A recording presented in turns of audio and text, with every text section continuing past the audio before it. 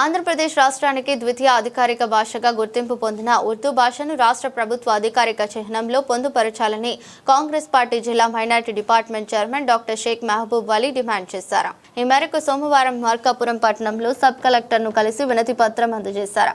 అనంతరం ఆయన మాట్లాడుతూ 2022 సంవత్సరంలో అప్పటి వైఎస్ఆర్సీపీ ప్రభుత్వం మాజీ ముఖ్యమంత్రి వైఎస్ జగన్మోహన్ రెడ్డి నాయకత్వంలో ఉర్దూ భాషను ఆంధ్రప్రదేశ్ రెండవ అధికారిక భాషగా ప్రకటించిందని గుర్తు చేశారు. అలాగే 2017లో తెలంగాణ ప్రభుత్వం కూడా ఉర్దూ భాషను రెండో అధికారిక భాషగా ప్రకటించిన విషయం తెలిపారు.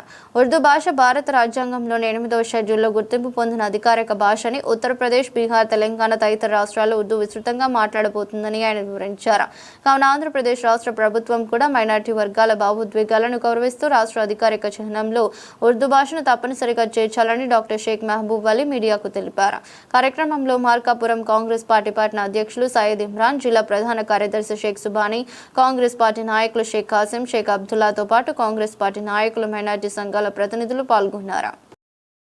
ఈరోజు మార్కాపురం పట్టణంలోని సబ్ కలెక్టర్ గారికి మేము కాంగ్రెస్ పార్టీ నాయకుల ఆధ్వర్యంలో ఈరోజు ఉర్దూ భాష లిపిని మన రాష్ట్ర చిహ్నంలో అందులో ఒక ఉర్దూ భాషకు గుర్తింపుగా ఆ ఉర్దూ లాంగ్వేజ్ని కూడా అందులో ఏర్పాటు చేయాలని మేము సబ్ కలెక్టర్ గారికి కోరడం జరిగింది. ఎందుకంటే ఉర్దూ భాష రెండవ అధికారిక భాషగా గత ప్రభుత్వంలో 2022లో దీనిని అధికారికంగా స్వీకరించడం జరిగింది.